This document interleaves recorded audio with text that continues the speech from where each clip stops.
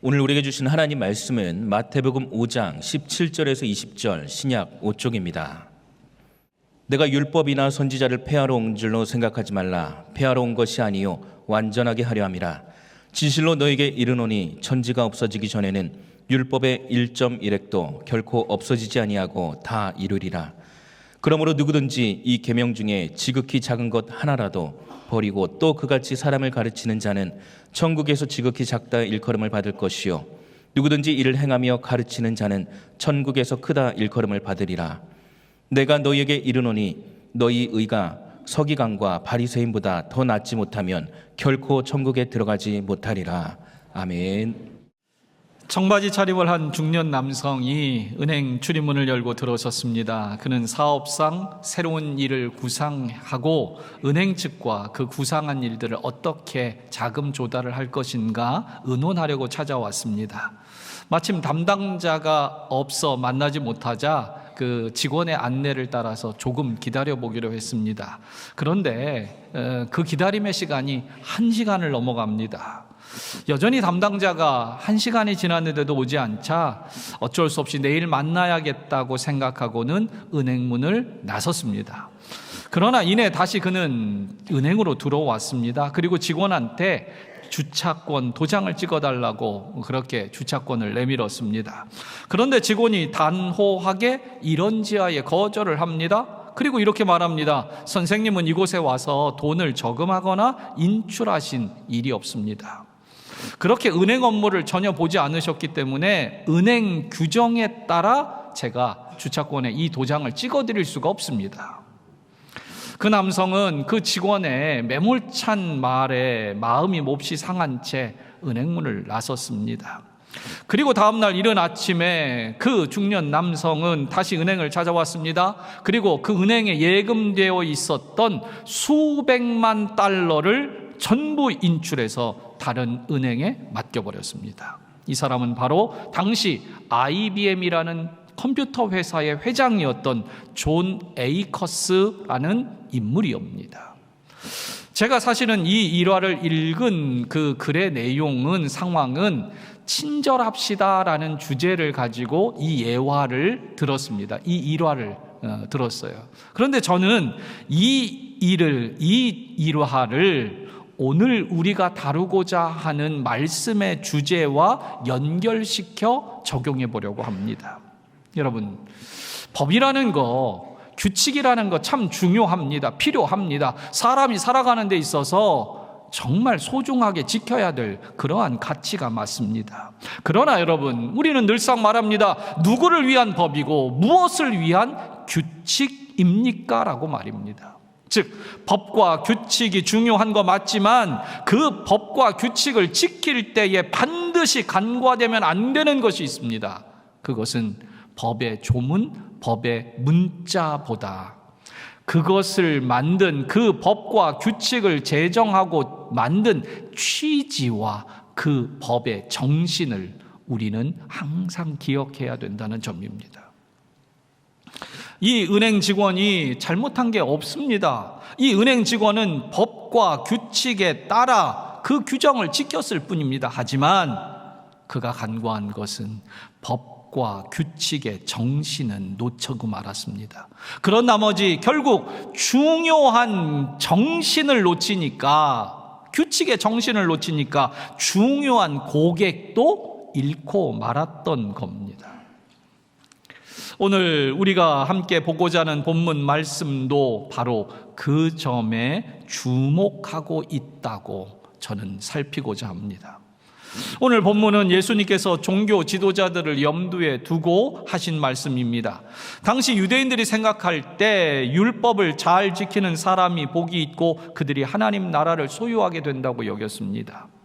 당시 유대인들의 생각 가운데 이런 말들이 오고 갔습니다. 흔하게 오고 갔는데, 하나님께서 천국을 마련해 놓고 그 천국에 이 세상에 단 2사람만 들어가게 해야 한다면 그 중에 한 사람은 반드시 바리새인이나 서기관일 것이다.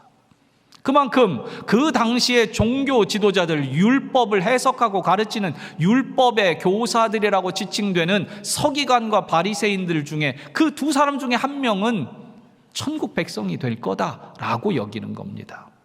곧 종교 지도자들은 그 율법을 가르치는 데 권위를 가졌고 해석하는 데도 권위를 가졌으며, 그리고 그들 스스로는 자신들이 그 율법을 해석하고 가르치기 때문에 자신들은 잘 지키고 있다고 그렇게 자부하는 사람들이었습니다.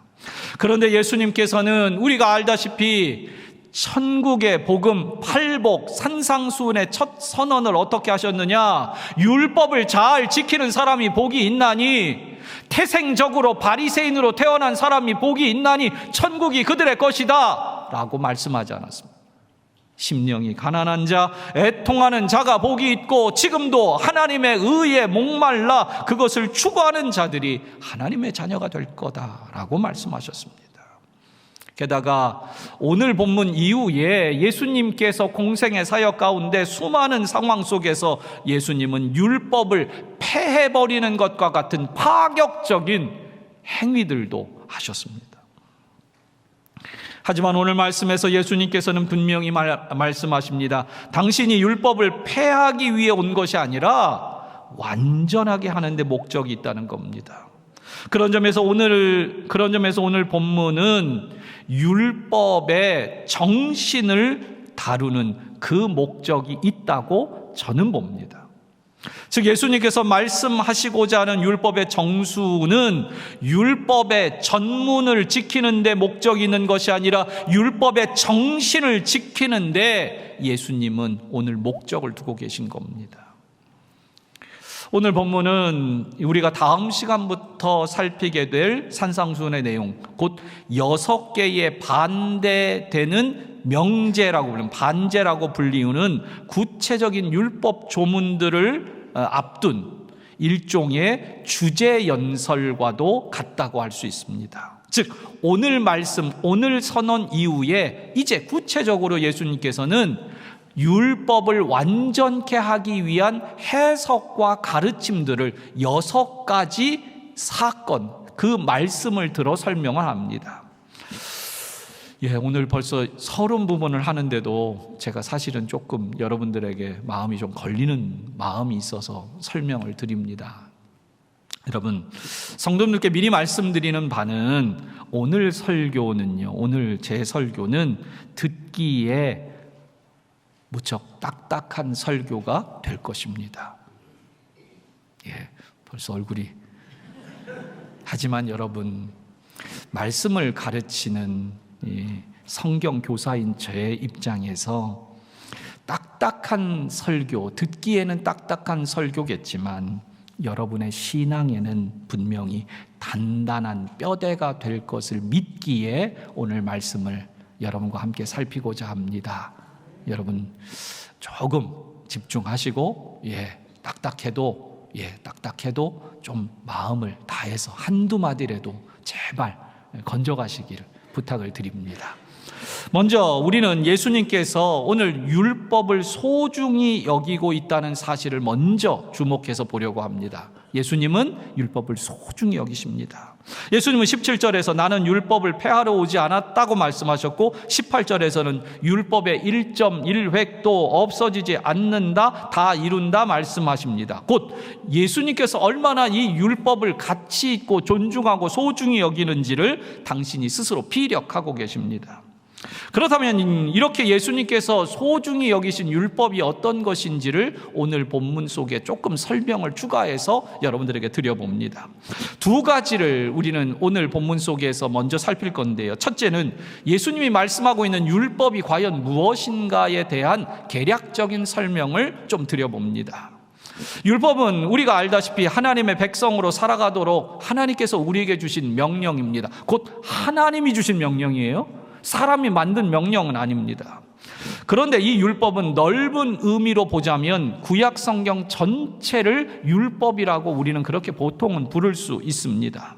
하지만 오늘 본문에 보니까 예수님께서는 17절에 내가 율법이나 선지자를 폐하러 온 줄 생각하지 말라라고 율법과 선지자라는 2가지 표현을 쓰고 있습니다. 이것을 그 주석에 보니까, 성경 주석에 보니까 여기서 율법은 구약 성경 속의 율법서를 말한다. 그리고 선지자라는 표현은 구약 성경의 선지서, 곧 선지자들이 말한 예언서를 지칭한다. 그렇게 설명을 달아놓았습니다. 옳은 해석입니다. 그런데 현재 우리가 가지고 있는 구약 성경을 분류할 때 우리는 세 부분으로 내용상 구분합니다. 율법서와 그리고 예언서와 성문서라는 큰 카테고리로 구분을 합니다. 그런데 예수님께서는 오늘 본문에는 율법서와 예언서만 언급하고 성문서는 빠져 있습니다. 그 이유가 있습니다. 성문서는 예수님 당시에는 구약 성경으로 인정받지 못했습니다. 물론 책으로는 남아 있었지만 그렇게 인정된 것은 주후 90년에서야 그 성경으로 그것이 확정이 되고 분류가 되었습니다. 정리하면 예수님께서 지금 말씀하고 있는 율법, 이것은 예언서와는 구분됩니다. 그러면 율법이라고 말하는 부분은 어디까지겠느냐? 곧 율법서는 모세 오경을 지칭하는 것으로 범위가 좁아질 수 있습니다. 그런데 그것뿐이 아닙니다. 우리가 아는 대로 모세 오경이라고 하면 모세가 하나님의 영감을 받아 기록한 창세기부터 레위기, 민수기, 신명기까지입니다. 그런데 이 내용에는 여러 가지 인물에 대한 얘기가 창세기에는 많이 나옵니다. 그렇다면 그것은 하나님의 명령이라고 볼 수는 없지요. 그렇다면 명령이란 뭐냐? 그래서 그 종교 지도자들과 성경 교사인 랍비들이 그것을 살펴보니까 출애굽기 19장부터 레위기와 신명기 34장까지가 하나님의 명령이 주로 나오더라, 이렇게 구분이 되었습니다. 그래서 그들은 그 내용도 사실은 다가 아니다. 그 내용 속에서 정말 하나님이 주신 명령이 뭘까? 정말 하나님이 주신 규칙이 뭘까를 다시 또 세분해서 따지기 시작했습니다. 그래서 그 출애굽기 19장부터 신명기 34장까지의 내용 속에서 이 랍비들이 다시 분류를 했는데 두 가지로 분류를 해서 정리를 합니다. 하나는 하나님의 명령을 찾아보니 하라는 명령이 있고 하지 말라는 명령이 있다. 그렇게 구분이 됩니다. 그래서 그들이 그 명령을 하나하나 세어봤습니다. 그랬더니 하라는 명령 말씀, 율법의 말씀은 248개가 있고 하지 말라는 금지의 명령은 365개가 되더라. 이렇게 정리가 됩니다. 그래서 이 둘을 합쳐보니까 총 613가지의 하나님 율법의 말씀이 정리가 됩니다. 그런데 이 랍비들이 이 율법에 대한 설명을 하면서 이런 재미있는 설명을 붙여요. 무엇을 하라라는 명령이 248개라고 했습니다. 그런데 당시 유대인들이 사람의 신체를 파악할 때 사람의 몸은 총 248개의 뼈 마디로 되어 있더라. 즉 뼈 마디라는 건 뼈와 뼈가 맞닿아지는 거 아닙니까? 즉 몸이 구성되려면 그 마디마디의 뼈가 연결되어야만 한 몸으로 온전히 서는 거 아닙니까? 즉 하나님께서 248개라는 그 말씀을 통해 한 사람, 우리의 온 몸을 말씀의 사람으로 세우신다라고 그들은 율법을 가르칩니다. 거기에 더해서 무엇을 하지 말라라는 명령은 365개라고 말씀드렸습니다. 그러면 여러분 1년은 역시 암산이 엄청 빠르시네요. 그래서 248개라는 온전한 사람의 몸으로 365일 동안 하나님의 말씀을 늘 지키며 사는 것, 그렇게 율법이 우리에게 소중하다라고 그들은 가르쳤습니다. 이렇게 율법에 대한 개념을 가지고 있었던 당시에 예수님께서도 마찬가지로 그만큼 율법을 소중히 여기신 이유를 오늘 또 밝힙니다. 바로 그것이 두 번째 우리가 보는 부분이에요. 18절입니다. 진실로 너희에게 이르노니 천지가 없어지기 전에는 율법의 1.1획이라도 반드시 없어지지 아니하고 다 이루리라. 이 말씀의 주석의 해석은 하늘과 땅이 존재하는 한 율법은 다 성취된다. 그만큼 율법이 중요하고 소중하다라고 주석의 해석은 되어 있습니다. 즉 오늘 예수님께서는 한 획, 말씀의 한 점, 말씀의 한 획이라도 다 이루어질 말씀이라고 그렇게 예수님은 여기셨다는 겁니다. 여러분, 하나님의 말씀이 다 이루어진다면 그 말씀은 소중합니까? 소중하지 않습니까? 어떤 말씀은 버려도 되고 어떤 말씀은 버리지 않아야 되는 그런 분류가 가능하겠습니까? 그렇지 않아요. 다 소중한 거예요. 왜냐하면 다 이루어질 말씀이기 때문에, 천지가 없어지지 않는 한 이 말씀은 다 이루어질 거기 때문에 소중하다는 점을 예수님은 지적하고 있습니다. 그런데 반면에 종교 지도자들은 그렇지 않았습니다. 그들은 하나님의 율법을 해석하는 권한을 자신들이 갖고 있다고 여겼습니다. 그런 나머지 자신들의 해석의 기준을 따라 율법, 앞에서 말한 613개의 그 하라 하지 말라는 이 율법의 명령에 자신들의 기준을 정했습니다. 해석을 덧붙였습니다. 그러면서 그들은 율법을 큰 율법, 작은 율법, 율법이 무거운 율법, 가벼운 율법, 그렇게 두 종류로 구분을 했습니다. 그런 나머지 19절에 보니까 그들은 어떤 계명은 작게 여겨 버리고 말씀을 가르치는 안타까운 상황을 그들은 벌였다는 겁니다. 여러분, 저는 오늘 지금 여기까지 본 말씀의 해석과 내용들을 어떻게 우리에게 적용할까를 고민하며 이렇게 적용하고 싶습니다. 여러분, 예수님께서 율법은 반드시 이루어질 말씀, 점 하나도, 획 하나도 사라지지 않고 다 이루어질 하나님의 예언과 약속의 말씀이라고 여겼습니다. 그렇다면 오늘 우리도 그래야 하지 않겠습니까? 여러분, 하나님의 약속의 말씀은 그 약속의 말씀으로 믿는 자에게 반드시 이루어집니다. 여러분, 그렇다면 오늘도 수십 년 전에 기도하며 주셨던 하나님의 약속일지라도, 아니면 몸부림치던 어느 날 밤에 주님께서 정말 내 마음 가운데 위로로 주신 말씀이라 할지라도, 지금 이루어지지 않은 것 같은 말씀이라 할지라도 반드시 이루어질 것을 믿으시길 바랍니다. 스펄전 목사는 말합니다. 하나님의 약속의 말씀을 골동품처럼 여기지 말라. 여러분, 하나님의 약속을 언제까지 쳐다만 볼 겁니까? 아, 귀한 말씀이지, 소중한 말씀이야, 대단한 거야, 위대해, 구원 얻어, 그렇게 설명만 하지 말고 내가 그 말씀을 약속의 말씀으로 믿을 때에 내 삶에 복이 되고 은혜가 될 줄 믿습니다. 이제 두 번째로, 그러므로 우리는 율법을 소중히 여기신 예수님께서 이제 이어가는 말씀은 뭐냐? 율법을 완전하게 하시겠다고 오늘 선언하고 있다는 겁니다.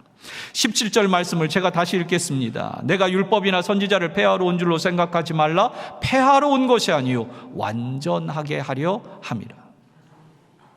여기 오늘 본문에 폐하다, 율법을 폐하다라고 할 때 헬라어는 카탈리오라는 단어인데요, 이것은 신약 성경에서 보통 건축물이 파괴될 때 이 단어, 이 용어를 사용했습니다. 그래서 신약 성경에서는 성전을 너희가 헐어라, 그러면 내가 다시 3일 만에 세우겠다, 그 헐다라는 단어가 이 오늘 폐하다라는 단어와 같은 단어입니다. 즉 어떤 세워진 건축물이 됐든 어떤 성취물들을 완전히 용도 폐기하는 것입니다. 그런데 예수님은 말씀하는 겁니다. 내가 율법을 용도 폐기하려고 온 게 아니다. 이것은 내가 옴으로 말미암아 이 구약의 모든 말씀은 이제 더 이상 효력이 없다라고 완전히 끊어내고 잘라버리고 단절시키기 위해 온 것이 아니다라는 겁니다. 오히려 예수님은 그것을 완전하게 하려고 오셨다라고 말씀하고 있습니다. 그렇다면 그것을 무너뜨리고 폐기시키는 것이 아니라 완전하게 하신다라는 뜻은 뭐겠습니까? 여기 본문에 우리 한글에 완전케 하다라는 말의 원어의 뜻을 보면 기본 뜻이 뭐냐면 가득 채우다라는 뜻이 있습니다. 즉 조금 채우는 게 아닙니다. 가득 채워주는 겁니다. 가득. 즉 어떤 것에, 여기서 확장돼서 어떤 것에 깊은 뜻과 충분한 의미를 드러낸다라는 뜻이 있습니다. 그리고 분명하게 보도록 가득 준다라는 뜻도 있습니다. 그렇게 해서 의역한다면 예수님께서 완전하게 한다라는 말은 그 율법에 대한 충분한 이해를 우리에게 가르쳐 주시겠다는 겁니다. 그뿐 아닙니다.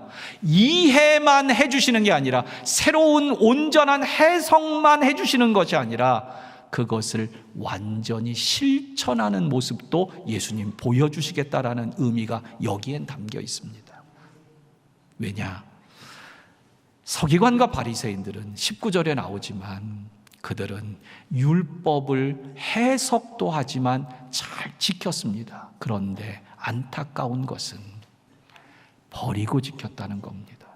그 말씀을 어기면서 그들은 잘 지키고 있다고 스스로 자부했다는 겁니다. 예수님은 그것은 완전한 것이 아니라고 지적하는 겁니다. 종교 지도자들은 그렇게 이 이해와 실천이 분리된 채 그렇게 온전하지 못한 그 삶을 살았던 겁니다. 종교 지도자들은 앞서 언급한 대로 구약 성경에 기록된 총 613개의 율법 조문에 대해 자신들의 해석에 따른 구체적인 실천 세목을 그들은 더 정했습니다. 그것을 복음서에서는 장로들의 전통이라고 했고, 과거 한글선, 개역 한글 성경에서는 장로들의 유전, 우리는 더 이 단어에 익숙하죠. 장로들의 유전이라고 그렇게 번역했습니다. 예를 들어 10계명 중 제4계명은 안식일을 거룩히 지키라라고 되어 있습니다. 또한 다른 성경에는 안식일에 일하지 마라, 일하면 죽일지니라 라는 엄한 경고도 나와 있습니다.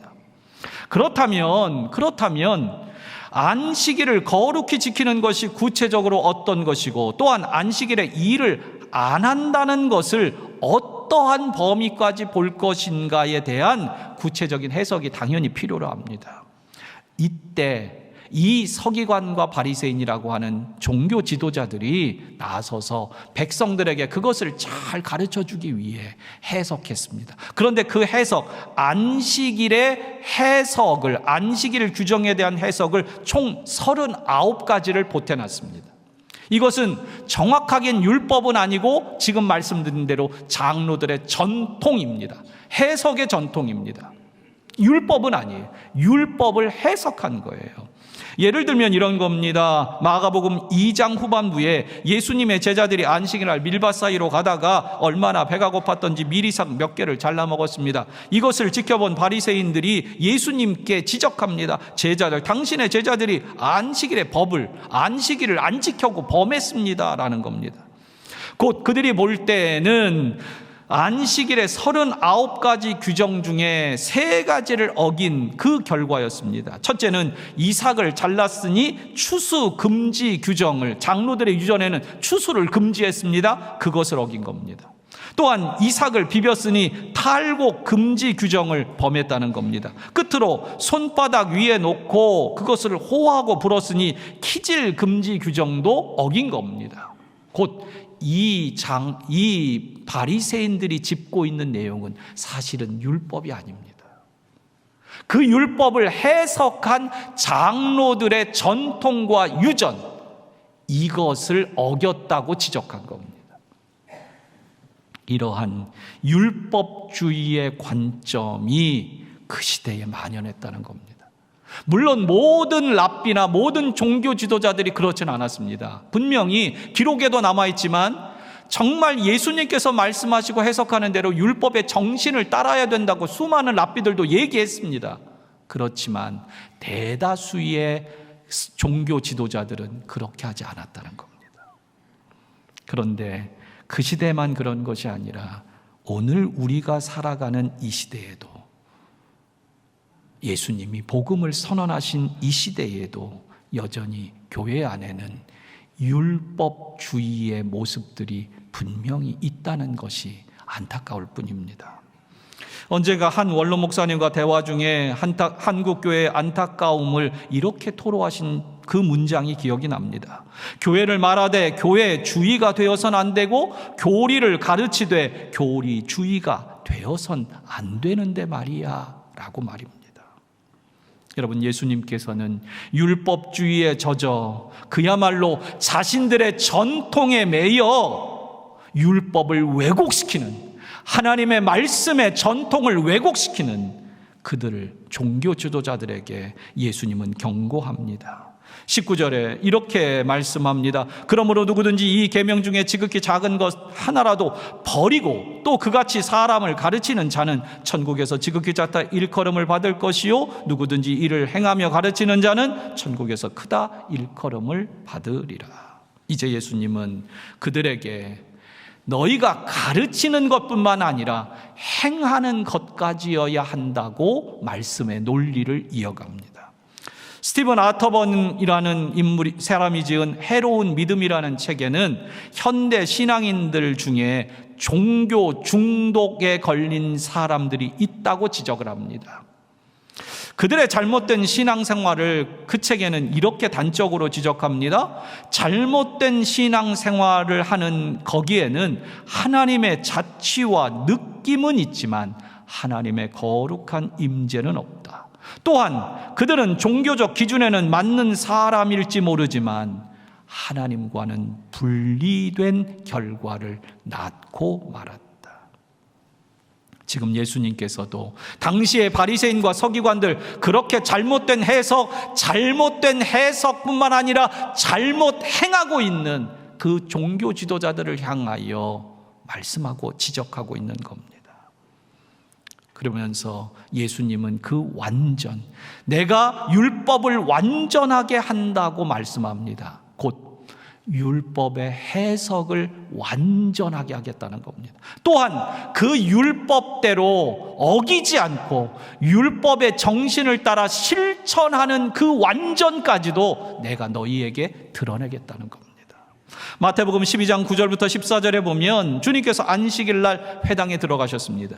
거기에 한쪽 손 마른 사람, 곧 한 손을 쓰지 못하는 장애인이 있었습니다. 이때 바리새인들이 꼬투리를 잡으려고 예수님께 질문을 합니다.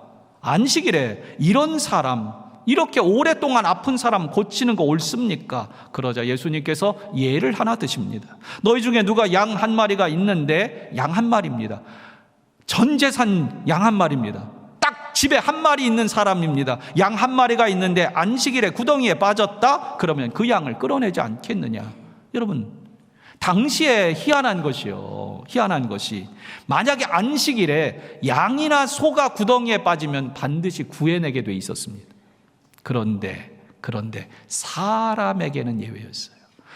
지금 한쪽 손 마른 사람이 갑자기 아픈 게 아닙니다. 오랫동안, 어저께도 한쪽 손 말랐었고 그저께도 손 말랐었고 계속 손이 말라 있었습니다. 계속 장애예요. 그렇다면 이 사람은 안식일에는 고치면 안 됩니다. 왜냐? 이 사람은 내일도 계속 그 상태일 거니까요. 죽을 지경에 빠졌을 경우에만 치료의 목적으로 생명을 연장시키는 건 되지만 완전히 치료하는 것도 금하게 되어 있는 것이 장로들의 전통, 유전이었습니다. 그것이 안식일 규정이었어요. 그러자 예수님은 이제 그 말씀을 하시며 이렇게 말합니다. 양보다 사람이 훨씬 더 귀하지 않냐냐. 그러므로 안식일에 선을 행하는 것이 옳으니라 말씀하며 한쪽 손 마른 사람을 고쳐주셨습니다. 이것처럼 주님은 율법의 의미를 분명히 드러내십니다. 완전하게 해석을 드러내십니다. 뿐만 아니라 그 뜻대로 실천하시는 완전한 행위를 보여주시는 겁니다. 즉 예수님이 말씀하시는 완전은 율법 해석의 완전이며 더불어 율법의 정신을 따른 실천의 완전을 의미하는 겁니다. 그렇다면 오늘 예수님의 마지막 결론은 이제 우리에게 향합니다. 20절에 내가 너희에게 이르노니 너희 의가 서기관과 바리새인보다 더 낫지 못하면 결단코 천국에 들어가지 못하리라.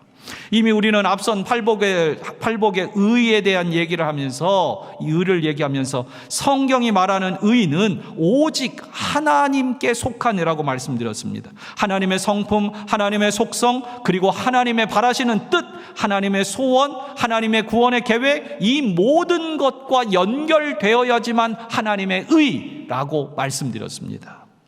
그러니까 여러분, 우리가 사람이 아무리 선하고 착하게 산다 할지라도 그것이 하나님 앞에 의가 될 수 없습니다. 오직 하나님께서 인정해 주시는 의는 하나님의 아들 독생자이신 예수 그리스도, 우리에게 완전한 의가 되시는 예수 그리스도를 믿을 때에만 우리에게 의가 생겨나는 겁니다. 이것이 바로 하나님이 우리에게 찾으시는 의입니다. 서기관과 바리새인들의 의는 자기가 해석했고 자기가 실천하는 불완전한 자기의입니다. 이것은 자기의 의예요. 종교적인 의입니다. 그러나 하나님은 그걸로는 안 된다는 거예요. 내가 보는 의는 자기의가 아니다. 자기 공로가 아니다. 서기관의 의인 문자주의도 안 되고 바리새인의 의인 행위주의와 전통주의도 안 된다. 내가 너희에게 온전하게 찾는 건 예수 그리스도를 믿는 믿음으로 말미암아 얻은 의이다. 그러므로 이제 우리는 예수 그리스도를 믿는 순간 우리는 서기관이나 바리새인보다 더 나은 의를 갖게 된 겁니다. 그렇다면 이제 남은 건 하나입니다. 그 더 나은 의를 알게 됐으니, 깨닫게 됐으니 이제 실천하는 것만 남은 겁니다. 바로 여기에 저는 오늘 말씀의 마지막 결론을 찍습니다. 여러분, 오늘도 주님은 우리의 삶까지 의로워지기를 바라십니다. 그 의로움은 완벽한 사람 되라는 게 아닙니다. 실수 하나도 하지 않고 거짓말 한 번도 안 하고 살라는 얘기가 아닙니다. 오직 예수 그리스도를 믿는 믿음으로 최선의 사람 되라는 겁니다. 그것이 오늘 주님이 우리에게 바라시는 마음입니다. 어쩌면 정말 거지, 누더기 옷을 걸친 거지 같은 우리의 인생이었는데 주님은 우리를 부르셔서 왕자와 공주, 하나님 나라의 그런 존재로 삼으셨습니다. 그러면 그렇게 왕자와 공주가 되었다면 이제 과거에 행하던 거지의 습성은 버려야 마땅합니다. 왕의 자녀다운 성품을 배우고 익히며 행하며 살아가야 합니다. 마태복음 5장 48절엔 이렇게 기록합니다. 그러므로 하늘에 계신 너희 아버지의 온전하심과 같이 너희도 온전하라. 여러분, 하나님의 기대가 있습니다. 우리가 서기관과 바리새인들처럼 그런 의로는 안 되지만 하나님이 바라시는 예수 그리스도를 통한 의는 가능합니다. 케르케고르는 말합니다. 세상 사람들은 하나님께서 말씀으로 세상을 창조하신 것을 듣고 놀랍게 여긴다. 그러나 진짜 놀랄 일은 하나님께서는 죄인을 성자로 만드신다는 것이다. 여러분, 하나님께서는 우리가 바리새인과 서기관처럼 더 이상 자기 의를 내세우며 살지 않기를 바라십니다. 이제 우리가 예수 그리스도를 믿음으로 더 나은 의를 알게 되었고 더 나은 의를 예수 그리스도를 믿음으로 추구하며 실천하며 사는 천국 백성이 되기를 바라십니다. 성도 여러분, 오늘 이 부르심을 따라, 이 높은 하나님의 기대를 따라 믿음의 삶을 살아가는 복된 여러분 되시기를 축복합니다. 기도하겠습니다.